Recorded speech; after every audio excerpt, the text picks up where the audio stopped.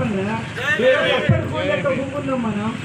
జై భీమ్, జై భీమ్, జై భీమ్, జై భీమ్ అని మనం బయట అంటూ ఉంటే అప్పుడప్పుడు జై భీమ్ అని అంటే వాళ్ళు చాలా మంది అవగాహన లేని ఏమనుకుంటారు అంటే జై భీమ్ అనేది ఒక ఎస్సీ వాళ్ళు మాత్రమే మాట్లాడే భాష అని అనుకుంటారు. జై భీమ్ అని అంటే దానికి అర్థం ఏంటిది? జ్ఞానం వర్ధించాలని, అది జ్ఞానం కోసం మాట్లాడేది. చాలా మంది అంటూ ఉంటారు ఏంటిది, రాజ్యాంగం రాసిందే ఎస్సీ ఎస్టీలకే అని. ఎస్సీ ఎస్టీలకే ఎక్కడ ఉన్నదబ్బా? ఒక్కొక్క దేశంలో మనకు ఓటు హక్కు ఎలా వచ్చిందో పాఠ్య పుస్తకంలో స్పష్టంగా లిఖించదు. కానీ మన ఇండియాలో ఎక్కడైనా ఉన్నదా? ఎన్ని కష్టాలు పడితే మనకు ఓటు హక్కు వచ్చింది. ఆ రోజు ఓటు హక్కు కావాలని అంటే పై స్థానంలో ఉన్న వాళ్ళు చాలామంది చెప్పింది ఏంటని అంటే, చాలామంది చెప్పింది ఏంటంటే ఓటు హక్కు కావాలంటే 3 నిబంధనలు పెట్టిండ్రు. 10th చదివి ఉండాలి, అదేవిధంగా వాళ్ళు ఇన్కమ్ ట్యాక్స్ కట్టి ఉండాలి, అదేవిధంగా భూమి పన్ను కట్టి ఉండాలి. మనకు భూములే లేవే, మనకు చదివే లేదే, ఓటు హక్కు ఎలా వస్తుంది? ఆ రోజు కొట్లాడి తెచ్చింది ఓటు హక్కు ఓన్లీ ఎస్సీ ఎస్టీకేనా? యావత్ సమాజానికి, భారతదేశంలో ఉన్న అన్ని పౌరులకు. ఆ రోజు మనకు మహిళలకు రిజర్వేషన్ కావాలని కొట్లాడించింది ఎవరు? అంబేద్కర్ కాదా? ఓన్లీ ఎస్సీ ఎస్టీ మహిళలకేనా? ఆ రోజు ఏమన్నారు? మహిళలు వంటగదికి పరిమితం, వాళ్ళకు ఓటు హక్కు ఎందుకు అని అన్నారు. అదే అంబేద్కర్ గారు ఆ రోజు కొట్లాడిండ్రు.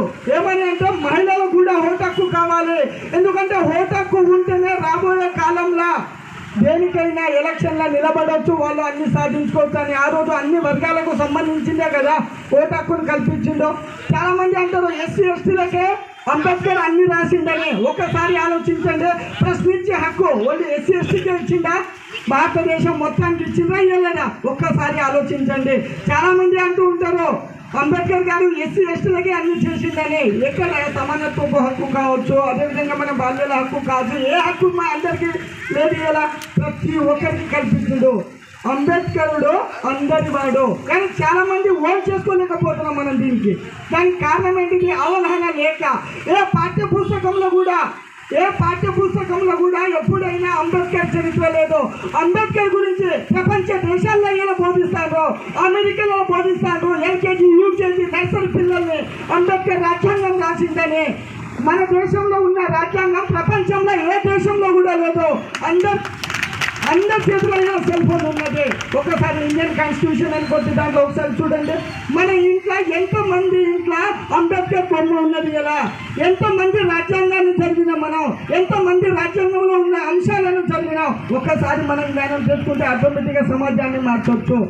రాజ్యాంగం అంటాం కదా, రాజ్యాంగంలో ఏ ఆర్టికల్ ఎక్కడ ఉన్నది, ఏ ఆర్టికల్ ఎవరికి సంబంధించింది మనకు అవగాహన ఉండాలి కదా. రేపు అంబేద్కర్ గురించి మాట్లాడాలంటే మనకే అవగాహన లేదు. ఏమనంటే అంబేద్కర్ ఆశయం వర్ధిల్లాలి, అంబేద్కర్ కొనసాగిస్తామని అంటారు.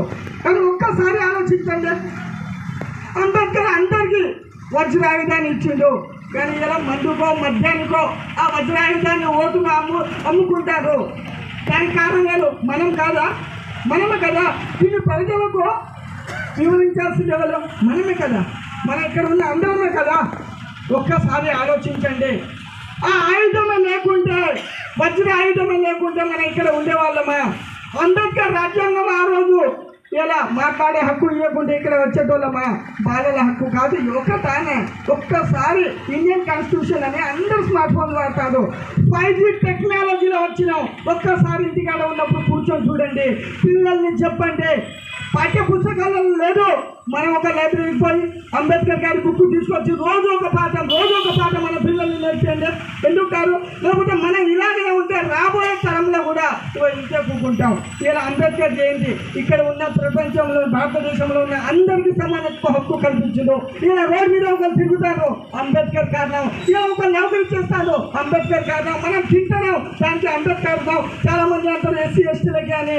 బీసీలకు 52% రిజర్వేషన్ కల్పించాలని కొట్లాడింది మొట్టమొదటిగా బాబాసాహెబ్ అంబేద్కర్. ఆ రోజు ఆయనకు అన్నారు, అరే బాబా అంబేద్కర్, నీకేం కావాలో తీసుకో, ఈ ఎస్సీ ఎస్టీకి ఏం కావాలో తీసుకో. మేము బీసీల గురించి ఎందుకు మాట్లాడుతున్నావు? నువ్వు బీసీలు ఇలా మా ఆయుధం వాళ్ళకి అన్ని పనిచేస్తే మా పరిస్థితి ఏందని ఆ రోజు కొంతమంది పెద్దలు చెప్పిండ్రు. ఆ రోజు ఆర్థిక నిపుణులుగా ఉన్నప్పుడు కూడా మహిళలకు బీసీలకు లేని పదవి నాకు వద్దని పదవిని రాజీనామా చేసిన ఏకైక నాయకుడు డాక్టర్ బిఆర్ అంబేద్కర్ గారు. ఎన్ని ఒకట 100 ఉన్నాయి చెప్పుకోవాలంటే. ఒక్కసారి కాన్స్టిట్యూషన్ బుక్ చూడండి, మీకు మొత్తం తెలుస్తుంది. ఎవరో చెప్పాల్సిన అవసరం కూడా ఉండదు, అంత నాలెడ్జ్ వస్తుంది. ఇలా ఇంత జరుగుతున్నా కూడా కొందరు నాకేంటి ఏమైనా మాదా ఇది అని, అదే ఒక శ్రీరామనవమి జరుగుతుందనుకో మనం అందరం పోతాం. ఎగ్జాంపుల్ దేవుడు ఇలా అంబేద్కర్ మనం ఎందుకు ఓన్ చేసుకోలేకపోతున్నాం అంటే మనం నేర్పిస్తలేమో, మన అవగాహన కల్పించలేమో. లోపం మన అందరిది, సమాజంది కాదు, మనది లోపం. ఫస్ట్ మనం నేర్చుకోవాలి, మనం మారాలి. మనం 10 మందికి చెప్పినప్పుడు ఆటోమేటిక్గా అందరూ మారుతూ ఉంటారు. కాబట్టి దయచేసి కాన్స్టిట్యూషన్ బుక్ని తీసుకోండి, చదవండి. అదేవిధంగా ఈరోజు బాబాసాహెబ్ అంబేద్కర్ 135వ జయంతి వేడుకకు వచ్చిన సభను అలంకరించిన వారికి, అదేవిధంగా సభను వీక్షిస్తున్న వారికి అందరికీ కూడా ధన్యవాదాలు. ఈ అవకాశం ఇచ్చిన సోమయ్య గారికి ప్రత్యేక ధన్యవాదాలు.